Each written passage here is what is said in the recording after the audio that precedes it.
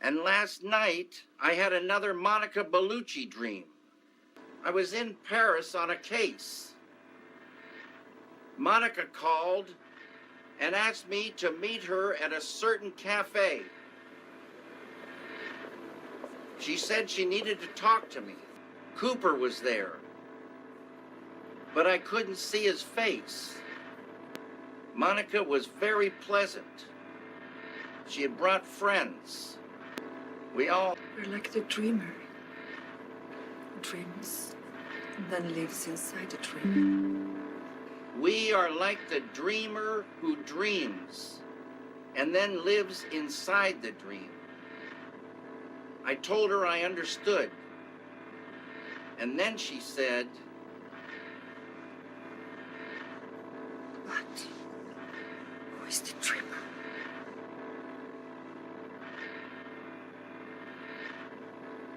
But who is the dreamer? You liking the juice? You liking the juice? I liked half of this juice. Once again, our let's watch 2 episodes in a row thing paid off. I feel like.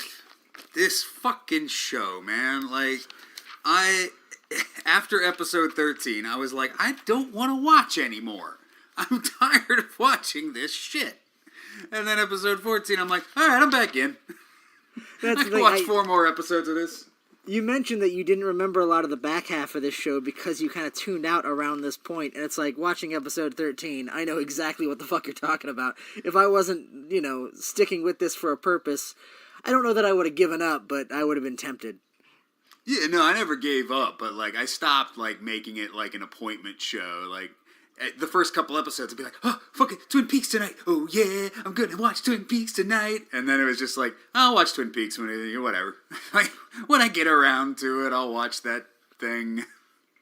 Well, and the problem is it's front-loaded, I think. A lot of the stuff I liked about the episode, 13 anyway, we got out of the way quickly with the evil Coop stuff and the Dougie stuff, and then it was just a whole lot of fucking, what I always call it Dick Tremaine, which is just the shit I don't care about.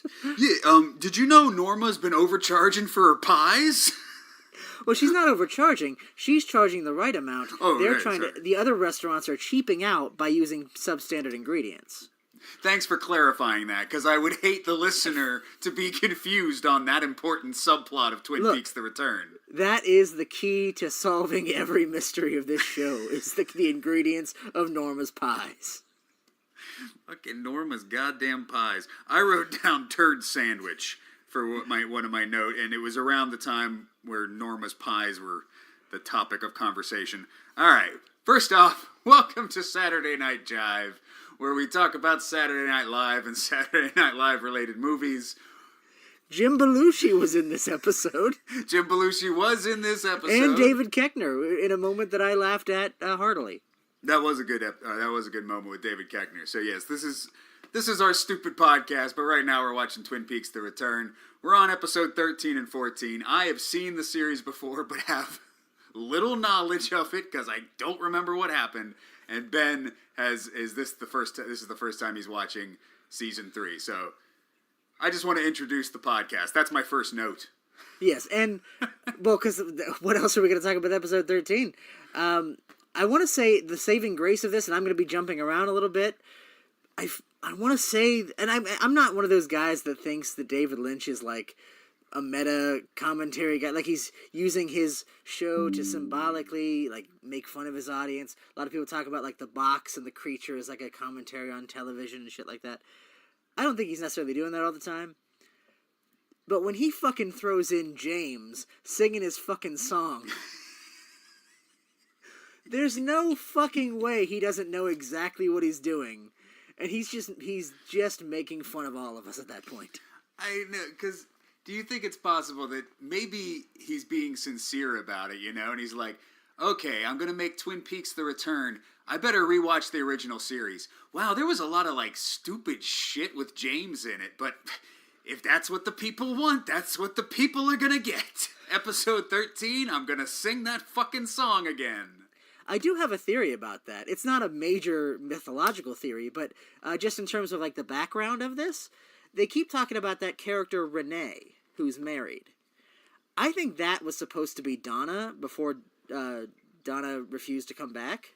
And I think they, rather than try to get, like, Moira Kelly or somebody, I think they just said, let's just make it a different character. But I think in the original pitch, that was Donna. Okay, you know what they could have done? Cut that shit out. Oh, yeah, cut it out fucking completely. I think I read a story somewhere that Showtime was like, wanted to do 12 episodes, and then David Lynch was like, no, fucking 18. And episode 13 is so fucking boring.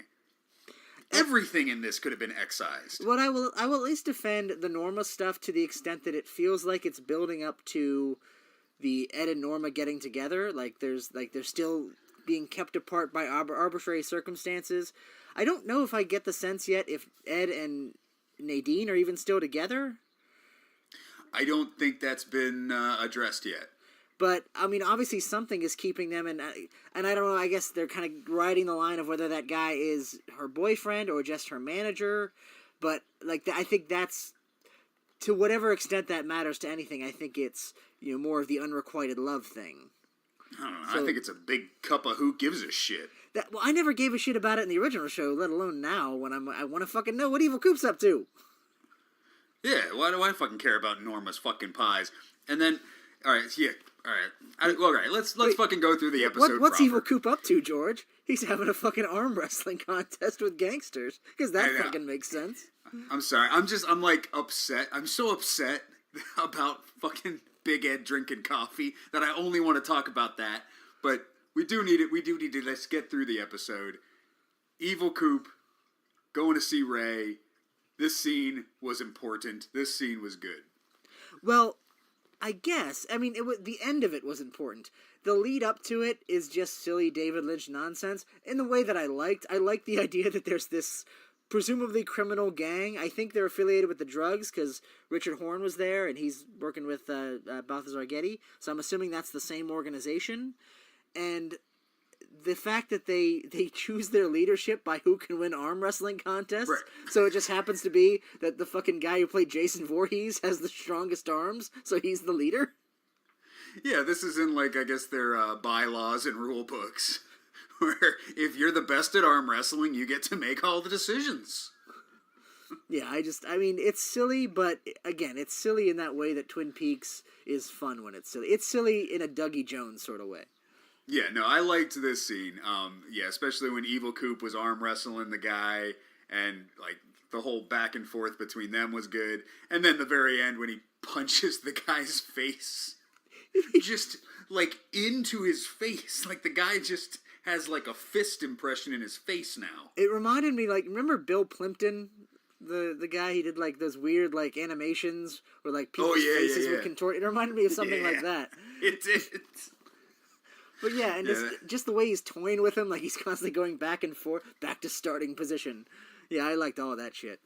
Yeah, that was good. But the real fucking meat of this scene, and the last interesting thing that happens is after the arm wrestling competition, Evil Coop is now interrogating Ray to get the coordinates. And all right, so Ray explains that he's been in league with Philip Jeffries to take Evil Coop down. Yeah. Philip Jeffries' plan was to have Ray shoot Coop and put the ring on him. And that's all we know about the plan, I guess. And by the ring, you mean the fucking owl ring, the Formica table green ring from Fire Walk With Me. Yes. Which, because again, and I think I mentioned this on a previous podcast, mentioned it to you while we were watching. My theory was that wasn't Philip Jeffries, that was Philip Gerard. Because the first time we get any mention of Philip Jeffries, it's this guy, Evil Coop is talking to him on the phone line, and he questions it. He's like, this is Philip Jeffries, right? And then the implication of that scene was it was somebody else impersonating Philip Jeffries. And then later on, Ray talks on the phone to a Philip, but my thinking was it wasn't the guy we thought it was Philip Gerard, Mike's host. And you insist that it is Philip Jeffries, that he's coming back in some form. Obviously, yes. David Bowie doesn't come back because he was dead. But I'm banking on your poor memory that maybe that sequence is different, because why else would Ray have the owl ring if he wasn't working for Philip Gerard? That's Mike's ring. Philip Jeffries doesn't have that ring. And didn't Dougie have it? Well, the ring, from what I understand, and a lot of this is analysis as well, obviously. The ring is Mike's wedding ring. Because in Fire Walk With Me, he says, "With this ring I thee wed." So when you put the ring on, you're basically marrying yourself to Bob. Or to Mike, rather. And Bob is his familiar. He finds victims. The original relationship, before Bob went off on his own, before Mike saw the face of God, cut off his arm, the arm became Mike. Philip Gerard was on his own. And then now the arm's a tree with a testicle on it. We all know this. But I was saying before that, when they were working together, they were the golden circle of I forget what they say, pain and suffering or whatever. I think the way it went, as we see kind of in Fire Walk With Me, is Bob will go out and collect Garmin Bosia by creating pain and suffering, and then the victims of that pain and suffering, he will put the ring on to send their souls to be eaten by Mike. Obviously, that's not how it works now because Mike is reformed. He's no longer... I guess he's still eating Garmin Bosia because he has to. He feeds on it, but I assume he finds some different source for it. But, like, that's the idea. So, like, the idea is you put the ring on and you die, your soul is sent to the Red Room, which puts that last scene in Fire Walk With Me, where the scene in the train car, in a different light, where maybe that's the reason why Bob had to kill her, because when you put the ring on, that's what he's programmed to do. He's Mike's familiar. When you put the ring on, you're marked for death. He didn't want her to put the ring on because he wanted to possess her. He wanted to claim her for himself, but instead Mike tricked him by saying, "No, this one's mine." Well, then why did Coop... Because Coop tells her to not put the ring on. I think because Coop doesn't understand the process. He just thinks everyone I've known that has become in contact with this ring has either died or disappeared. So he just assumes the ring is cursed. Well, because he's saying that from the Red Room, though. That's why I never understood that. But is he saying it from the Red Room in the future? Is it future or is it past? Because he's not in the old man makeup. That's true. So I don't necessarily know that he knows everything that he would know now. Maybe. I don't know. But yeah, so Coop, evil Coop shoots Ray dead, but before he does that, he makes Ray put on the ring, and so then when Ray dies, the ring disappears, and Ray is now in the fucking Red Room. So that happens now. That's a thing. Oh, and we haven't talked about this much, but it's in a lot of implications, and it's enough that I'm watching a lot of like rewatch podcasts, like in succession with ours, and the main theory about Richard Horne is that Evil Coop is his dad, that he raped Audrey in the hospital when she was in a coma, and she gave birth to his son, right? There's multiple theories, but yeah, but that's one of them. I think it's definitely getting close to that, and I'm wondering because remember when Richard Horne killed the little boy, we saw the soul or whatever leave his body. I'm wondering if like he is now like because of his parentage, he's like a function of that. Like now anybody he kills is part of that cycle of pain and suffering, and that's what that meant. Oh, I don't know. That's what I'm throwing out there. Yeah, well, and then this is when the episode just like falls off a cliff. After that happens, we get the cop brothers, where they find all the evidence they need to crack the case, but it's so unbelievable to them that they crumple it up and throw it in the garbage. Yeah, they get the prints back on Dougie Jones, and they're like, "He's a missing FBI agent." And then this did have Tom Sizemore poisoning Dougie. I liked that. That's the thing, and this is at this point. Once you get to the end of that, that's basically half the episode. It's just the second half of the episode is so fucking bad that it makes you forget that like most of the episode was actually pretty good. Yeah, so it's just the first 40 minutes of episode 13, fine. The last 20, but yeah, man, the last 20 feels like more than half the episode. But no, I did like Tom Sizemore is gonna poison Dougie, but he pusses out at the last minute, and that's really all we get in that scene. Well, so, just the way they do it, it's a more of Dougie influencing people in a being their style, not realizing it. He gets distracted by his dandruff and starts massaging his back, and that's enough for him to, I guess, realize that he doesn't want to kill Dougie. Yeah, now that I'm looking back on it, I like that scene. But while we were watching it, I was kind of like, all right, come on, let's go. Because I'm getting a little tired of this running joke of the thing with people say something and then Dougie Jones repeats it. Like, they keep doing that and doing that. Well, I mean, we got to get to that. Well, of course, that's also getting into the next episode. We see another guy who just repeats everything at the end of that episode. I know. What the I know, fuck? yeah. So there's more tulpas out there. Yeah, that's what it seems. But yeah, well, all right. So put that on pause. That's a teaser And for the next episode. he's a guy bleeding from the mouth, which we just heard about that as well. Shh, quiet. We gotta talk about Norma's pies first. Well, I mean, okay. We also got Dr. Jacoby and Nadine, who it didn't go anywhere, but I like both of those characters, and I like when they cut back. I mean, I'm assuming that comes to nothing, I guess. I don't know why I am, but it doesn't feel like anything that's going anywhere, but I just, I like that dynamic. I mean, this storyline, if I remember correctly, has closure, but it has nothing to do with the main plot. I mean, this is a B story.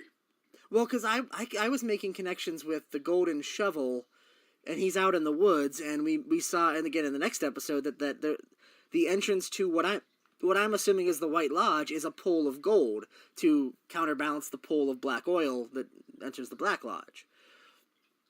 So I was thinking like the Golden Shovel was something to do with that, like shoveling yourself out of the shit philosophically is like the truth, like if you were to talk to the fireman about it, be like, yeah, that's pretty much what we're all about.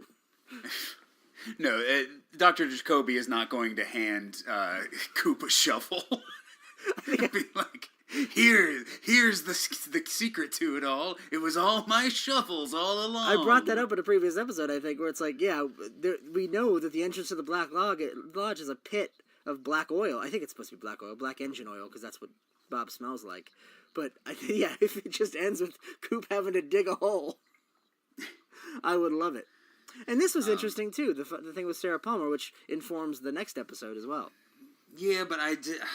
Yeah, okay, so we get a big long scene of Sarah Palmer drinking vodka and watching a boxing match, like a 7-second clip of a boxing match on a loop. This was forever long. Like, at first it was interesting, but then I'm like, all right, what the fuck am I, what am I fucking looking at here? Well, it's interesting for me, one, because she also goes into the other room, and there was the noise from the kitchen, and she goes into the kitchen. Again, my theory is still that she has that delivery boy in the kitchen and she's, like, eating him. And that, I feel like, I said that as a joke last time, but now I think she's actually fucking eating him. We get some confirmation that Sarah Palmer is a monster in the next episode. But in this episode, we just fucking look at her go into another room while she's watching a fucking boxing clip over and over again. But here's the thing about that boxing clip, and it's a loop. But I don't think Sarah Palmer knows editing software. So I don't think she figured out, like, she made this loop happen in, like, a real sense. Like, or she somehow bought a VHS tape of, like, the same boxing match every 10 seconds. This is happening mystically in some sense. You hear, like a fizz, like electricity, which we now know is magical. It's about, that's how they travel. And maybe she's doing it. Maybe she's like looping it back with her electrical powers or something, or somebody else is. Or the thing inside her that we now know is inside of her. We have confirmation of that. But that it's not like just a regular broadcast. It's something creepy. Yeah, I mean it's kind of like chilling in a way, just because it's so weird and just. Like, it's an old-timey sports announcer, and then there's a bell, and then there's a weird, like, noise thing that happens, and you keep hearing that over and over and over again. So, that's kind of interesting, but does it have to be... It felt to me like the longest fucking thing that I was watching. Well, I think it has to be a little bit long for you to pick up on the repetition of what's happening. I feel like it's maybe one or two beats too many, but... Yeah. But yeah, I feel like... If I hadn't realized, because that's the thing, it connects back to previously when we saw her and she was watching fucking like tigers eat each other or some shit. Yeah. And it's like, so she's ingesting violence essentially through her TV, through the electricity of her TV.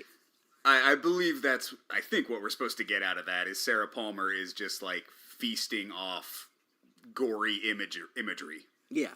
And that goes to my theory. Again, I'm going by what was a little bit spoiled for me that the kid in the episode 8 was a young Sarah Palmer. I'd read that I don't think it's in the show from what I understand, but I read that the final dossier says that. Yeah, I can't remember, but yeah, everything I've read has said yes, that is Sarah Palmer. Which, by the way, I now have the final dossier. I will be reading it as soon as we're done with the show. I don't want to spoil anything with the show, but yeah, I found the audiobook of the Secret History, so I've been listening to that. That's just on fucking YouTube, by the way, if you want to fucking find it. I haven't listened to that either, but I actually can't listen to that because that came out before, right? That came out before the return. So yeah, there's no spoilers in that. So yeah, maybe I'll listen to that when I'm at work and not doing any work. Yeah. but no, so you have she's the girl, bug thing comes into her mouth, and my theory that she is possessed by that was creating her as a physical host for that creature that that I'm calling the mother of all evil, that I happen to believe is also Mrs. Tremond. And I believe that even more so after watching Fire Walk with Me, by the way. But that creature inside her is sort of harvesting her out and making her this sort of engine for pain and sorrow, and that's what it was all about. Engineering her to be in a place to lose her daughter and her husband and just have this shitty life is all about making her the ultimate vessel for this ultimate evil. And I feel like we fucking saw that in episode 14. Right, but first we gotta talk about Audrey talking to that weird little man again. Okay, and this is another thing where I almost want you to spoil me a little bit. Don't tell me everything, but okay, tell me this, and if you even remember, does she ever actually make it to the Roadhouse? Yes. Okay, see, then that fucks up my idea of what this might be, because if she was always in here and could never leave, which seems like she wants to leave but can't, I'm getting definite either. Well, I know people have said, like, is she still in a coma? I've heard that before. I don't think it could ever be that hacky, but I'm getting definite Black Lodge vibes from all of this shit. Possibly, yeah. It seems like she's somewhere not normal. But I still have no idea what she's talking about. She keeps talking about Billy, which you hear about Billy in the next episode. The people at the Roadhouse at the end of episode 14 are talking about Billy. So maybe I'm just not paying close enough attention to the Roadhouse subplots. Well, I don't know. Maybe I need to piece those together somehow. I'd be curious to edit together all the Roadhouse scenes and watch them sequentially and see if that illuminates anything. But I also don't. I think the main point of that stuff, at least from now. I mean, obviously we might get more, obviously, but from my watching it now, the main point of that is to establish that all this stuff exists independent of Audrey, so, we're supposed to think, it's the real world, so Audrey's in the real world. All these hints that I'm getting that she's in the Black Lodge can't be true, because there's real life. But they don't, she mentions all those people, none of those people mention her. Even in that last scene where, she's talking about Billy, but she doesn't mention, I thought that, that was going to be the twist, where she was going to be like, who's your mom? And she was going to be like, Audrey? And, that was going to be the reveal. And even Billy, and then we get Billy, and Billy's, I think, is a tulpa, so the one concrete connection that she keeps mentioning Billy, I don't think is of this world, so I think that's a misdirect. I think she's in the Black Lodge, and she's somehow getting information about the outside world as a part of the process of facing her dweller on the threshold. Maybe, yeah, so, the Roadhouse is actually what's going on in Twin Peaks. Everything else we're seeing is, on a different plane of reality. Well, because here's my thing. First, the reason I thought it was a couple of things. First, I think the fucking guy, Charlie, even says the word we're on the threshold in the previous episode, right? I didn't fucking imagine that. We're on the threshold? When they were talking, in the first episode we saw them, he says, we're right here on the threshold, and he's referring to it as about to leave. And that's, to use that word, when we already know that the process a spirit goes through when they die is they go to the Black Lodge and they encounter the dweller at the threshold, where they go through all of their own problems and face their demons with perfect or imperfect courage. And then you have Charlie, who looks like the little man from another place. I mean, he has the same physical disorder, so I think that's meant to evoke... I don't think he's really Mike, but I think that's meant to evoke that. Those two things together say Lodge to me. So he's trying to talk her into, what, passing on? Well, because that's the thing. You remember, like, we've never actually seen this process play out. What happened to Coop wasn't him meeting the Dweller on the Threshold in the way that spirits do. He physically went into the lodge and met his dark half. I think this is her meeting her dark side in a more metaphysical sense. Because remember, her role in the show was always, she wanted to be in on the action, but, like, she wanted to be the main character. She wanted to get all the attention, but she never was. You know, she wanted to be Dorothy in the Wizard of Oz parable, but she put her own red shoes on, but she was never going to be Dorothy, because that was always going to be Laura Palmer. And she even says, is this the story of the little girl who lives down the lane? That's Sarah Palmer, that's not her. You know, she's never the important one. So I think the idea that she hears all these stories of these exciting things going on that she's not a part of, and she's dwelling in the obsession of that, I think that's her dark side. That's what she has to overcome before she passes on. Sorry, am I getting too ridiculous at this point? No, it's when you see the resolution, you may have it. I mean, well, because it resolves, but it's left up to your interpretation, basically. And there's a couple other things with that, because I'll spoil that. I realized watching the original show, every other person we know that has been possessed by an entity, their hosts have been similar in appearance, but the opposite of personality. We don't know what Mike looked like before when he first possessed Philip Gerard. We only know him afterwards when he was a little person, but he wasn't a little person when he possessed Philip Gerard, so that doesn't count. But when Bob possessed Leland, Leland got the white hair, but he was a straight-laced lawyer to counterbalance Bob's crazy fucking animalistic monster.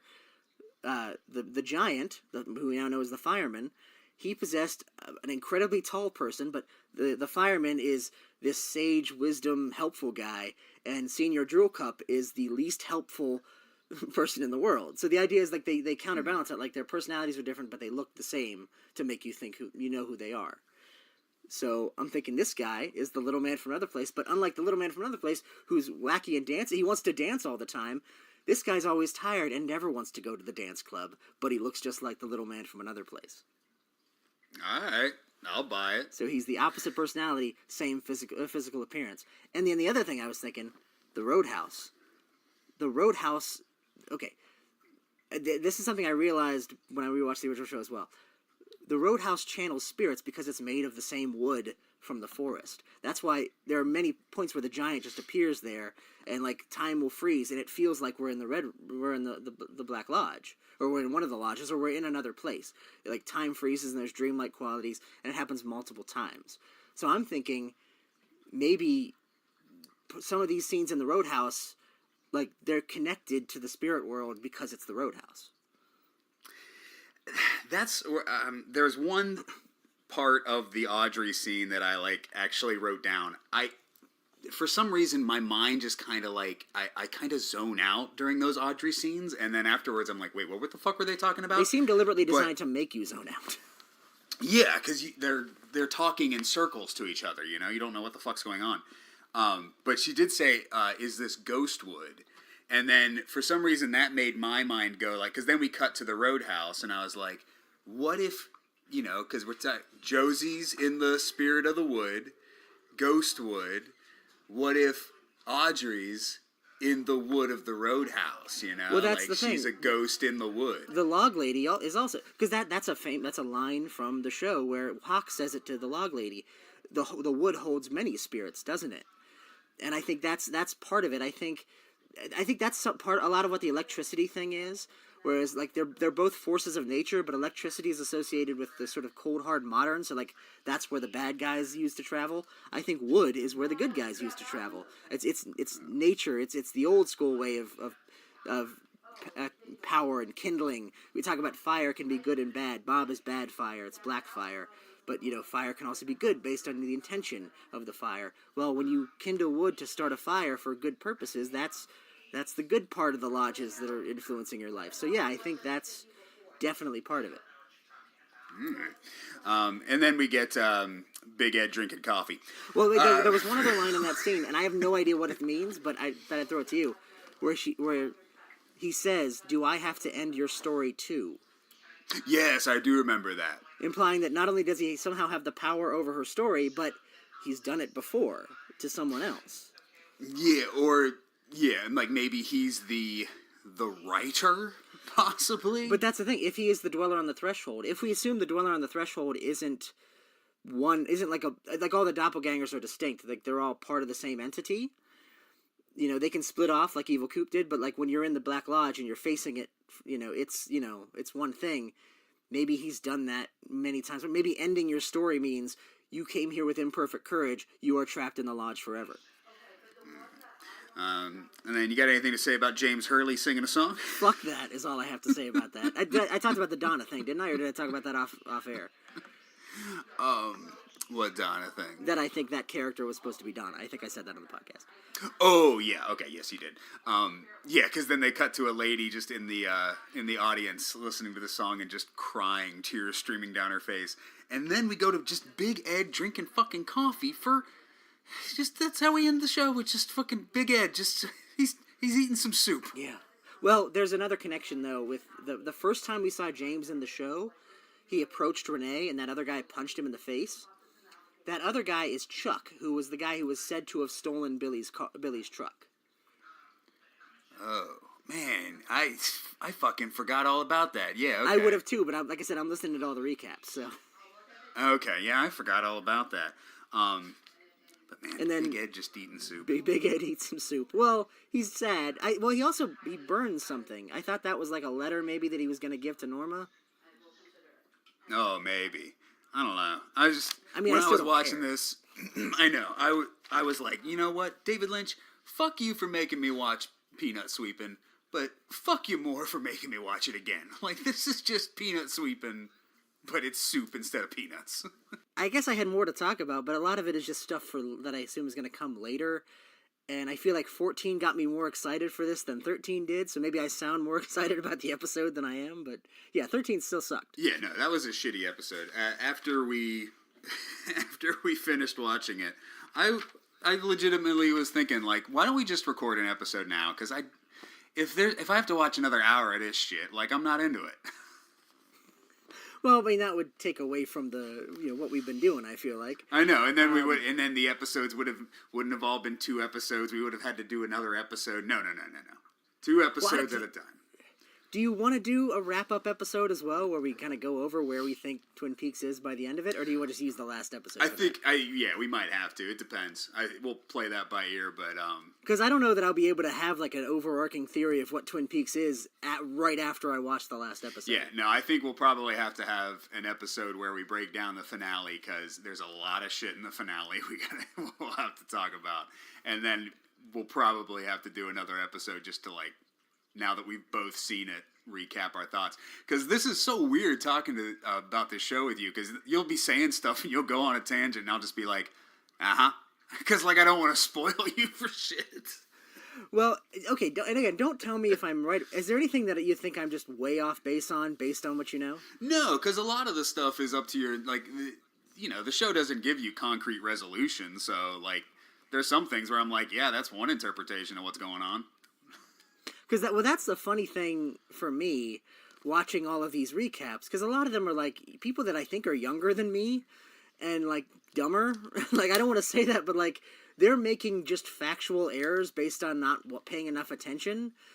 So, like, a lot of people, like, one guy kept talking about, like, Coop's in Dougie's body. No, he's not. Dougie died and disappeared and went back and was dematerialized. This is Coop. And he doesn't even have Dougie's mind. Mm-mm. People just think he's Dougie, and his mind is messed up. His fingerprints are still Coop's, as we learned in episode 13. Yeah.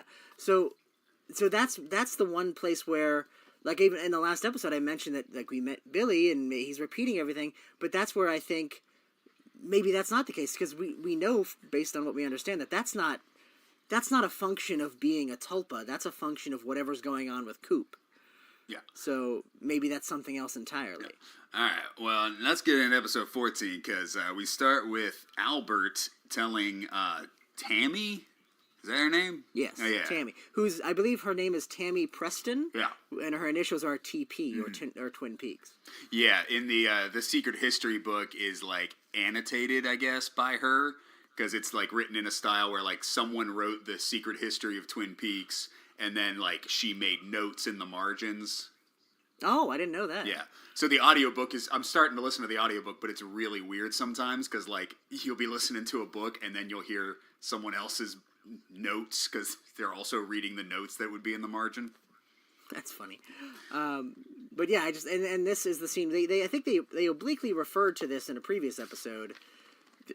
This is like the big part. This is the full version of the story of the first Blue Rose case. Yeah. It was Laura Duffy. They broke into her apartment and she was shot. She disappeared. And then there was another Laura Duffy holding a gun who claimed to not know anything. And so this is where we get our first mention of tulpas. Yeah, which I've been talking about tulpas all this time because I was kind of spoiled on that. Just as the name, I didn't have anything to connect it to. I just kept hearing people refer to Dougie as a tulpa in analysis videos. But I think maybe I might have accidentally watched some that were from later on because I was again kind of trying to skip around and not be spoiled. But yeah, this is a very similar thing. The idea that there was another doppelganger that isn't a dweller on the threshold, a shadow self doppelganger. These have been created before. Yeah, they may not even be related, but they also kind of tell us what the Blue Rose case. So that's the history of the Blue Rose case, is because before she disappeared, she said, "I am like the Blue Rose." So I guess that's why they named the task force the Blue Rose. Yeah, whatever. And I have my suspicion about tulpas as well, because tulpas in actual, and I've looked this up because of this. In actual Tibetan philosophy, they are thought forms. They're bodies that you create so that you can usually go into other realms or, travel between worlds, travel into dreams, for example. And so my theory is that, like, Bob possesses people because he doesn't give a shit. And he wants to corrupt people. I feel like large entities that want to live in the physical world travel from their dream world to our world, create a tulpa to do that, so they're not taking advantage of a real person. I can see that. And that's what that would have been. Yeah. But then we also reveal that Diane is the half-sister of Janey E. Which I said that to you, and you didn't say anything. Not that, but I was like, why is she Janey E? That's weird. Is that going to be anything? Well, now I'm wondering if they just gave her a weird name. That way we would, we would know who they're talking about when Diane is like, Janey E. Like, that's an interesting name. Because that's the other thing with these people in the Roadhouse. Who the fuck is Billy? Who the fuck is Chuck? Who the fuck is Tina? I don't know when they're saying these names. I don't have faces to go with these names. So Janey E, I'm like, oh, good. That's a stupid name that Naomi Watts' character has. When I first heard her name Janey E, I was like, Naomi Watts is Janey E. Because it triggered for me when somebody called her Mrs. Jones, and I'm like, wait a minute, she's Janey E. Is she Janey E. Jones? Is E the middle name? Because you wouldn't call somebody Janey E. from their middle name. It would be the abbreviation for their last name, which apparently is, I'm trying to remember what Diane's name is, but does it start with E? I can't remember. Well, they said they were half-sisters anyway, so. Oh, okay. It doesn't matter. So, but I think that goes to, because we know that Diane is working for Evil Coop at this point. Well, I mean, unless there's going to be a twist there. I feel like all the indications are that she's been texting back and forth with him and giving him the information. I'm thinking that was set up, like they deliberately, created the. Wait a minute, that doesn't, because they would have had to be planning this for years then. Yeah, that I can't figure out. Like, I don't think we ever get any, we don't get any insight into what was Dougie Jones's life before he was Coop, because it doesn't really make sense. Like, I guess 1997 was when he was created. Yeah, and then maybe I just guess he lived a life. Well, because I'm thinking, because there's been multiple indications that there are deliberate attempts to connect Dougie Jones and everything going on there with the FBI investigation. Mr. Evil Coop wants the FBI to find Dougie Jones, because he asked about it. He said Las Vegas, and they said they haven't asked, and Diane said they haven't asked yet. That was one of the texts. And remember, they found the ring, the Dougie Jones ring, inside Briggs's body, right? Which had to be planted there, presumably by whoever was involved in that. I don't know if that was Cooper or maybe at this point, maybe that was Diane. I don't know. But I mean, but whatever was involved in that was planted there to make that connection. I don't think Dougie was there. Yeah, why was that there? Who knows? Maybe the fireman put it there. Maybe that's possible, but that would make sense if Briggs was in the lodge. Okay, what if this happened? So Briggs, he puts his head in the lodge, and the fireman just like feeds him a fucking ring right away, and then he swallows it. Now the ring's in the belly. You know, that would connect, because remember, the firemen's took Coop's ring in the original series and then gave it back to him. That was like a solemn vow that they had with each other. That's true. That they would follow the thing. So maybe that was the fireman's way to interfere with, because like he knew what was going on. He knew what they were trying to do with Dougie, so he did that. And then, yeah, that would imply that he created Dougie Jones. Well, no, I mean, obviously Evil Coop created Dougie Jones. That was his plan. That would make sense. But that the fireman somehow interfered, maybe with where he ended up in his initial creation. Maybe he pushed him to Janey E in some fashion so that there would be that connection. Possible. Yeah. I just realized we're talking about the fireman before we get into like the mind fuck of the back half of episode 14. You mean the scene that literally introduced his name as the fireman, which I don't think he's been referred to that up to this point? He hasn't been referred to as the fireman yet, so we're talking about the fireman, but... it's the giant. The giant's name is apparently the fireman. Yeah, I think I may have said the fireman earlier on the podcast. No, I think I've heard that at some... I think I knew that as well. Okay.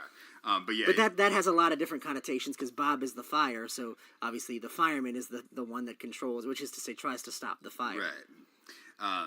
Okay, so yeah, but we're getting ahead of ourselves because we also have to talk about the Monica Bellucci dream. But before we get there, I do want to... when Gordon Cole calls the FBI guy and tells him to, like, find information on Dougie Jones, and the FBI guy just screams at that other dude. Yes, and I remember where I remembered this. When we watched it, I was like, that's from something. And I couldn't remember what it was.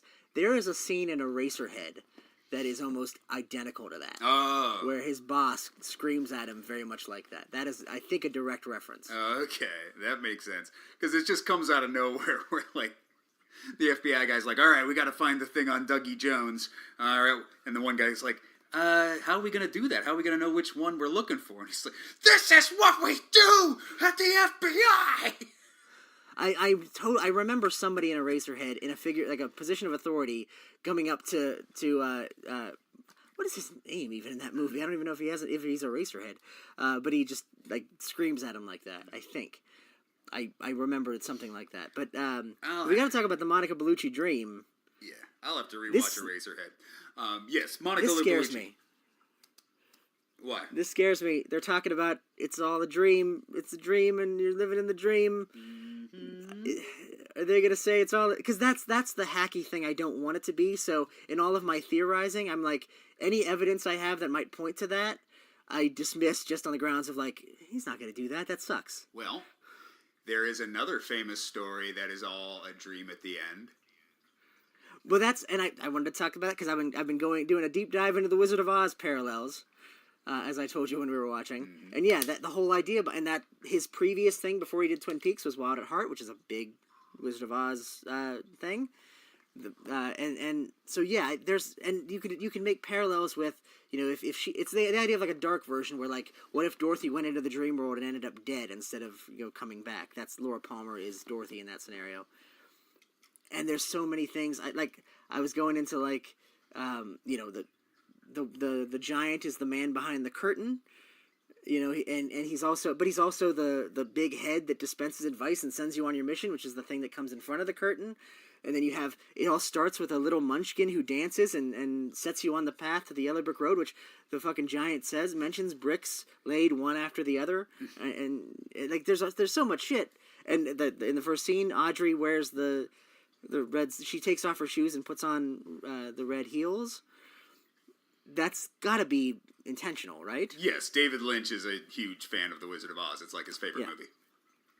And I think now we have Sarah Palmer as clearly a Wicked Witch style figure. And I think because at this point I don't think Laura Palmer, the human was Dorothy. Laura Palmer, the lodge entity that we now know exists separately from Laura Palmer, the cousin that looks just like Laura Palmer, Mike's cousin from that dream, she's Glinda the Good Witch, who Cheryl Lee rather played in Wild at Heart. Whoa! Now you're sounding like Space Cadet.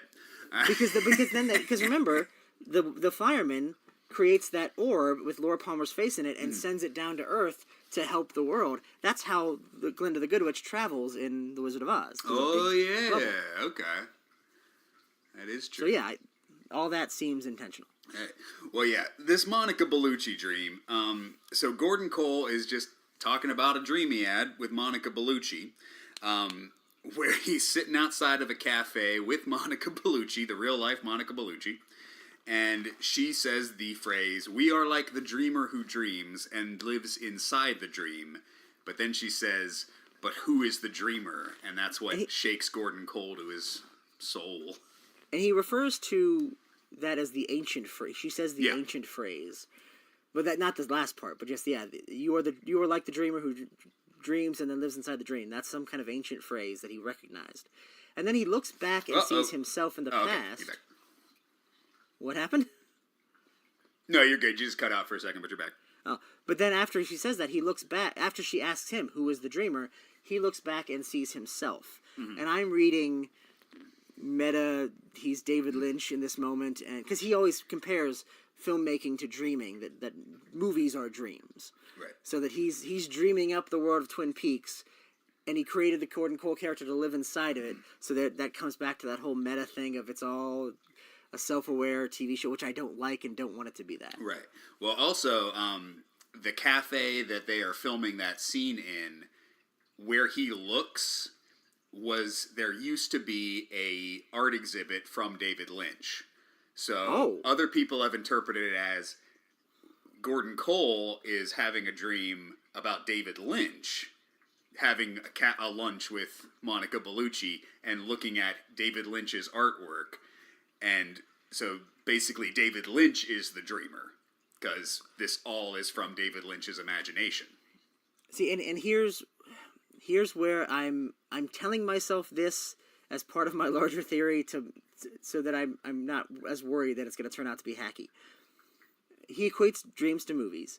And so, yeah, he's saying that that's what David Lynch is doing. He dreamed at Twin Peaks. But I think, and again, going with the Wizard of Oz parallel, in the Wizard of Oz, the dream place is still a real place. It's not like she just has a dream and it's just dream bullshit and then she's awake again, right, and that's the reality. When you travel into the dream world, it's just another dimension. Mm-hmm. And so I think that's the idea behind Twin Peaks, to the extent that it is a Wizard of Oz thing. It's the idea that dreams are just another realm that you happen to travel to via dreams. But like Hawk says that, you have multiple souls. You have a waking soul and a dream soul.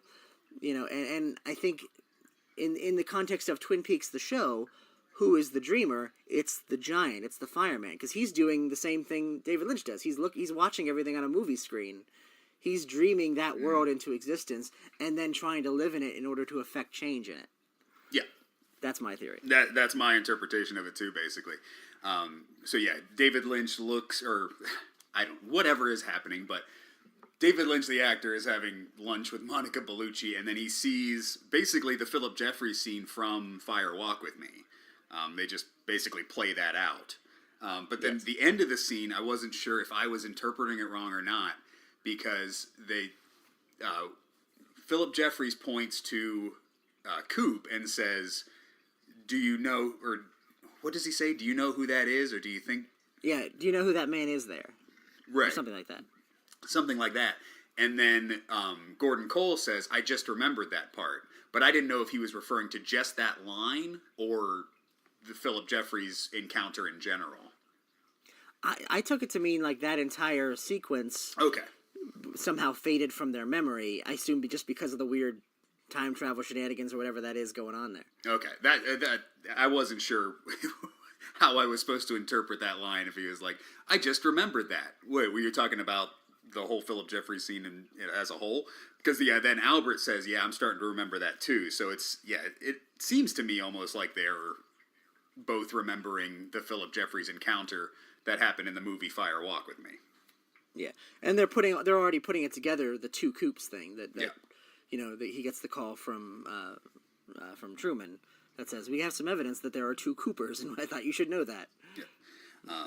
What else? Oh, Chad gets arrested, and then we go to Jack Rabbit's palace, where we fucking see the naked lady with no eyes. You didn't think she was coming back, did you? No, I didn't. Well, I completely forgot about her until this fucking scene. Well, I guess she wasn't naked when we first saw her, but in this scene, she's, when they get to Jack Rabbit's palace, Bobby, Andy, Truman, and Hawk get to Jack Rabbit's palace. The lady with no eyes from episode 2 is now just, like, laying around naked by a stump. Which, because that stump, it's a tall stump, and I think it's meant to, I don't know if it's just an actual stump they found, but it looks very much like the tower that the giant lives in, that the fireman lives in. Oh. I don't know. All right, what the fuck's going on here? Before we theorize, let's explain what the fuck we're talking about. So it's at 2:53. The fucking portal that Gordon Cole saw at the Zone opens up, and then fucking Andy this was amazing. This is when I was instantly like, all right, Twin Peaks, I'm back with you. Andy is now hanging out with the firemen in Black and White Land. I would have never thought that fucking Andy would be involved in, like, the weird shit, you know? Well, and this is another thing. I want to just bring in one other Wizard of Oz thing, because I was thinking of, like, the different phases of it, and the different analogs. And, like, you have Dorothy, and then you have the Cowardly Lion, the Tin Man, and the Scarecrow. And I think the real Dorothy, in the context of the story, is Coop. And so, but I was trying to think, like, so, like, maybe the Tin Woodsman then would be, maybe Truman, because, like, he's, you know, and I think in the real life, they have these things all along. So Truman's heart is tied up with the Josie stuff. You know, he's, Andy's dumb, but maybe he has the brains he thought was missing all along. I don't know, maybe Hawk would then represent courage somehow. I don't really have anything, other than that he's just, it seems like the most courageous of them all. But then in the Black Lodge, I think the 3 Coops represent the lacking of those 3 things. When Coop goes into the Black Lodge, he meets it with imperfect courage. He's the Cowardly Lion. Evil Coop has no heart. He's the Tin Man. And Dougie Coop has no brains. He's the Scarecrow. So I think the fact that Andy is the sort of the good-natured, brainless one, the fact that he's the one that gets this mission, because we later find out there's another character that also gets a similar mission. You know, I think that kind of tracks. Yeah, the fireman base. So yeah, what happens is now Andy is in the fucking fireman room, basically the room we saw at the very first scene of Twin Peaks: The Return, and then in episode he's having 8, a very similar experience to Cooper in that scene. Yeah, when Cooper was getting all those clues, like Richard and Linda, and what was the time? Was it 2:53?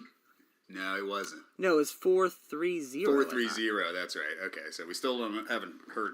We don't know what the fuck that's about. But yet. I know 2:53 has come up a lot. It's come up. It was on the dashboard when Coop had to go back to the Black Lodge when he was vomiting up the... Okay, yeah, I knew we had seen the time 2:53 before, because before the portal opens up, Robert Forster's like, it's 2:53, and I knew we'd seen that before. Yeah, it's when it was also Coop on the slip of paper in the Briggs thing. Right. Was that also the time that the bomb dropped? I was gonna look back. I don't know, but that wouldn't surprise me if that was the case. I think they did mention a time when the bomb dropped. All right. So Andy's now in the fucking room, and the fireman shows him the mother, the scene where Bob got barfed up in an egg, the convenience store, the Got a Light Woodsman, and then Laura Palmer, the naked girl with no eyes. We see 2 Coopers, so he's like basically showing him that Bob and Coop are the same thing, and then it's just a picture of Lucy, and then the fucking fire pole from the Fat Trout Trailer Park with the number 6 on it. Oh, and he also shows him an image from the pilot, which has always confused me, of that girl that's running and crying. Uh-huh. Because that happens before the kids find out that Laura Palmer's dead. So I never understood why she was crying. And I always sort of took that as, like, she just sort of felt it somehow. Like, that was just the power of that was like present even before, because you get the sense that like people are kind of forebodingly like realizing what's gone on with before there's even confirmation of it. And I wonder if that's a reference to everything we've seen as far as like the state of things seems to be rotting. Like there's fucking sick people and evil seems to have taken over. I wonder if that's a reference to that. Like, you know, this is another example of like when evil takes over, we feel it on a deeper level. Oh, maybe. But why is he showing that to Andy? Oh, I guess. Well, I think the point of this scene is the fireman is showing this stuff to Andy. I don't think we're supposed to piece it together, but Andy is piecing it together. Yeah, he seems to know exactly what to do after that. Yeah, because after he comes back, he gets snapped out of this room, and then he's just like, we gotta take this blind naked chick to the jail. We gotta put her in a cell where she's safe. She's important. Don't tell anybody about this, but it's time to move. And like, we've never seen Andy take charge before. Yeah, and am I supposed to take anything from the fact that the Asian lady with no eyes, she seems to have like gills on the side of her head? Oh, I didn't notice that. Yeah, if you look at like the side, she has like these weird slits on the like where. But the thing is, that's also where the makeup would be. I don't know if it's just a bad makeup job. Oh, well, it's not that she has like no eyes. It's like her eyes are like covered by like skin pieces. So yeah, I think that might just be like the makeup that's on top of her. Because looking at her now in the background, she doesn't have them. But like when she was lying down, she had like the skin flaps. But yeah, maybe that was just the makeup was shitty. Yeah, maybe. So yeah, they take her to the jail cell, and then so now the lady with no eyes is in the jail cell. Also, Chad's there, and we are introduced to a new character, a guy with a hole in his face. Which I didn't initially think that, but after the episode ended, my immediate thought was that's Billy, because later on we get a thing where the girl's talking, and she's, he was bleeding from the mouth. And this guy's bleeding from the mouth. Oh, fuck, man. See, I gotta keep paying attention to the Roadhouse scenes. You do, because they make so much sense. The Roadhouse scenes explain everything. So yeah, so I guess this motherfucker Billy is in this jail cell, but yeah, he only repeats stuff that's said to him, just like Dougie has been. So yeah, is this thing a tulpa?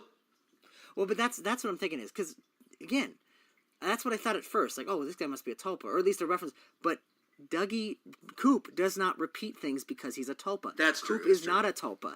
He repeats things because his spirit, I think, is out of whack with his body, due to the nature of how he came into the world. I think humans aren't supposed to travel through electrical sockets like spirits are. Right. So I don't know how they're going to resolve that, but I think that's why he's stuck in. He's almost like autistic, like he's stuck inside his own brain. Well, I think his brain is fried, you know. Yeah, but I think in a specifically mystical way that like people don't. That doesn't happen to just regular people. That happens through some sort of interaction with the other side, and I think the implication is that he has had that same kind of interaction. Maybe. All right. So maybe he's come from the other side, and maybe this is what happens when like shit doesn't go your way and you have people to help you. Because like Dougie is not doing anything on his own, you know. Like there's a scene in I think it's in episode 13 where Janey E drives Dougie to work, and she opens the car door, unbuckles his seatbelt, and like pushes him out. But maybe Billy, like he didn't have anyone to help him, so he's just running into flagpoles and just impaling his face. Well, no, because the story that he told, or that she told rather, about him was that he was like jumping over a fence and like bleeding into the sink, and you know, like so that he was more active than Dougie is. But remember, we've seen Dougie Coop be active when encountering stuff about his life, so maybe there's something to that. I'm wondering now, I mentioned also when we were watching that we missed a scene, or at least missed the relevance of a scene with Johnny Horn where he ran into the wall. Mm-hmm. And I didn't see that apparently there was like an electrical discharge, and like the place where he hit his head had been plastered over, like he's done it multiple times, and there's a plug there. And my thinking is, does that imply that Johnny Horn, the mentally disabled brother of Audrey Horn, was possessed by something from the Black Lodge? Oh. And that was it traveling through the thing. And so then my question is, did it travel through that socket into Billy, and that's why he's fucked up. And that's the connection to Audrey. Okay.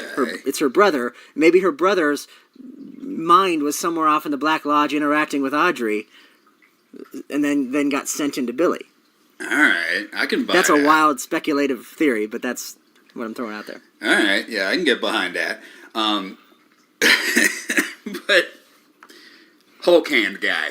Let's talk about Hulk Hand Guy. We saw him, didn't we? He was hanging out with James in like the episode 2.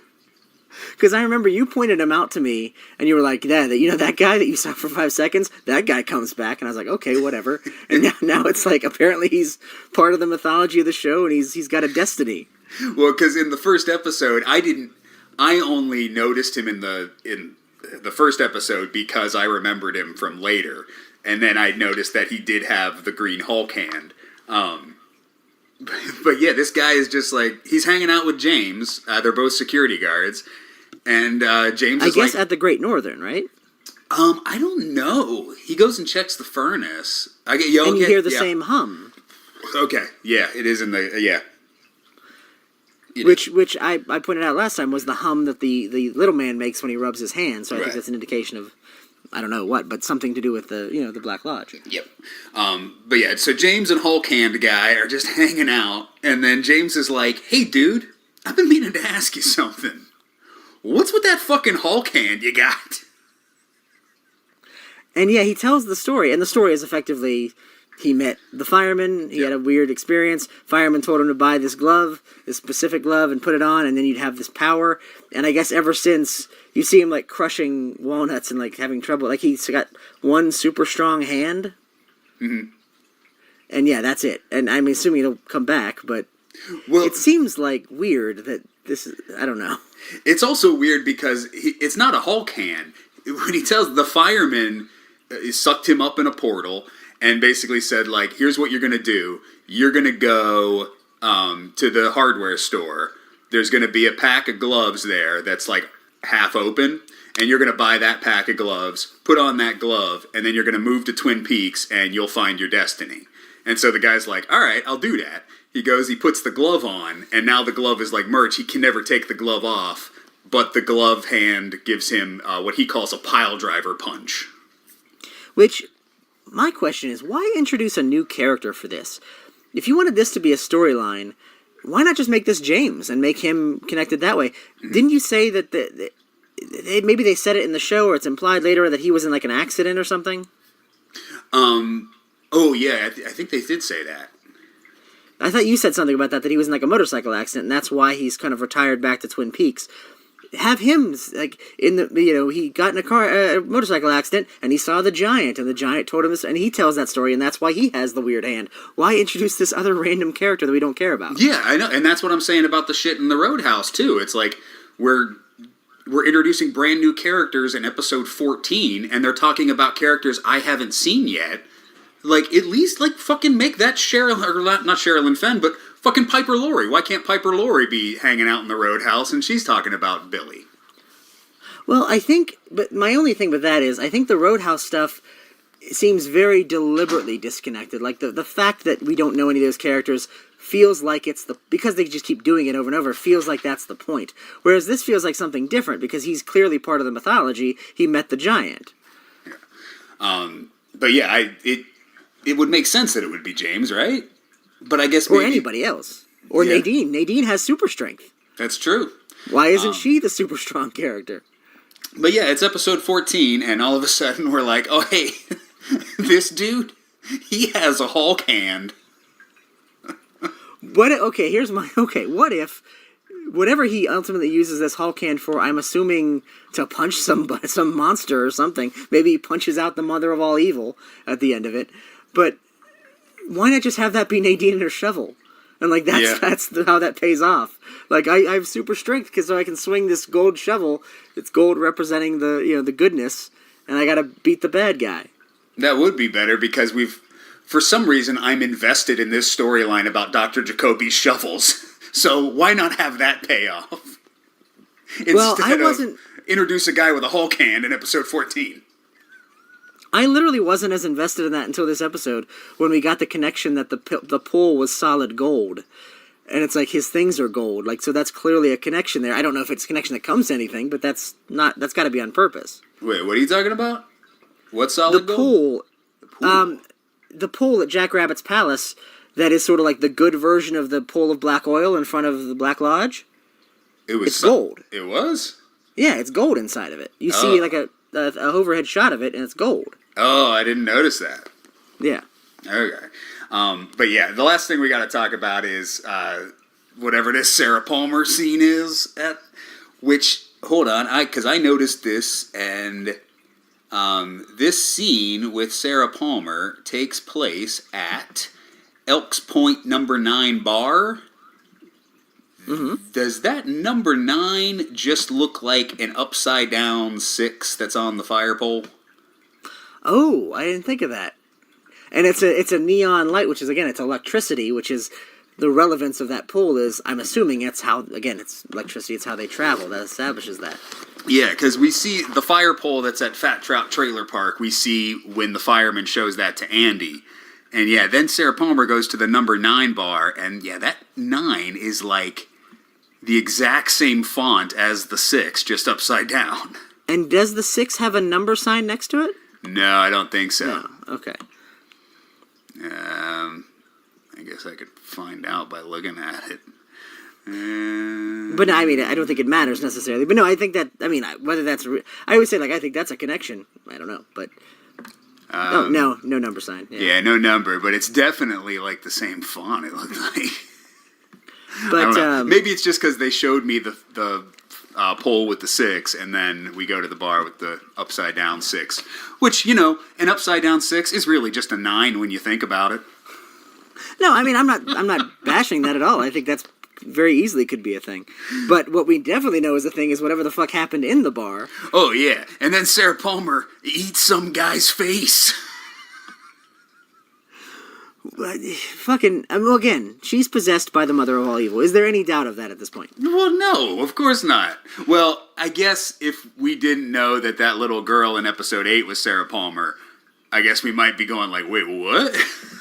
Well, but one of the things that popped, like a little weird little tongue popped out of her mouth, which I think that happened with the frog thing too, didn't it? I think when we saw the frog, it had like a little thing dart out of its mouth. Oh, I don't remember that. And then you have the darkened spirit finger. Yeah. And I think that's Laura Palmer's smile, like, blackened. I don't know about that. I don't know. But, so what happens is Sarah Palmer's going to a bar. A guy comes up next to her and is like, hey, honey, you like cunts, don't you? And he's all vulgar. And then Sarah Palmer takes her face off, reveals just a black void where her face used to be. We see a left hand with the ring finger blackened out, and then just a scary black and white smile. We hear Sarah Palmer say, do you really want to fuck with this? And then she bites the dude's neck off. And are we believing when she sinks back and forth between seemingly real Sarah Palmer and, like, is she like possessed and not remembering, or is it all an act? Is she just evil? I think it's all an act is what I got from that scene, because yeah, after she does that, she goes like, oh, and she like flashes into like kind of the Sarah Palmer we saw in the original series, you know, where she's like, oh no, what's going on? Because yeah, she pleads ignorance, but then like she immediately snaps back to like, yeah, this is a mystery, isn't it? You know, so I think she was in control the whole time. Because remember earlier when she was in the convenience store and thought she was in the convenience store, it definitely felt like she was two entities inside the same body. Yeah. Like she was talking to herself, and so I don't know if maybe this is the same that shows us that whatever struggle for control is over, the thing inside of her is one. Right. So maybe this is something that we may be able to piece together later, but why is the mother of all evil just hanging out watching animal porn in some old lady's house? Well, because remember, they feed on pain and suffering. I mean, that's part of it, but I think it's literally just like she's the ultimate vessel for pain and suffering because of her life. So I think the mother of all evil just wants to live in that vessel because that's the vessel that was built for her. Okay, so you think the mother's happy? Well, I mean, you mean the mother of all evil? Yeah, you think the mother of evil is happy right now? Well, I don't think she has the capacity to be happy. She literally feeds on pain and suffering. I don't think. But doesn't that make you feel a little good about yourself? Well, I mean. What are you? So you're telling me the mother of all evil is like, give me all your pain and sorrow. Ooh, give me all your pain and sorrow. I feel so miserable with all this pain and sorrow. No, I think the mother of all evil is like, yeah, that's good pain and sorrow. I like it. Well, I don't know, because remember, the first time not counting the box, I mean, the first time we saw her kind of in the flesh in episode 8, she's literally vomiting up evil into the world. And I'm kind of going back and forth, like, was she in the lodge before that? And, like, that was just the first time they were able to break out and encounter the real world in a way that, they wanted to? Or is she from somewhere else entirely? And those evil spirits happened to find the lodge later on. Well, I think the atomic bomb blast created her, right? But no, I don't think it created her. I think it opened a breach to from our world to wherever she was. Oh, into our dimension. We fucked up. Yeah.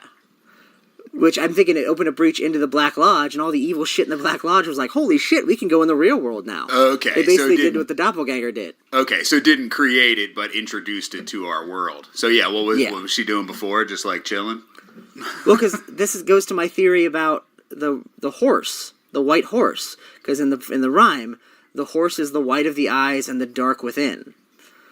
And I think the this is the water, this is the well, drink deep and descend is just the evil that's been spewed into the world. But I think the white horse it's not just like it's the pale horse. It's the warning that great evil is coming, but specifically this evil. So the reason that Sarah Palmer sees the horse both times is because that was this entity taking control of her every time there's something really fucked up happened. Her daughter died, or her niece died. The white horse said, "This mother of all evil is here. It's coming for you," and that was like a warning. And I think that's why Coop saw it in the Red Room at the beginning of the season, because that was that entity, that creature, taking Laura Palmer. I wonder how much of your opinion is based on the fact that you're rewatching the original series too, because like I can't really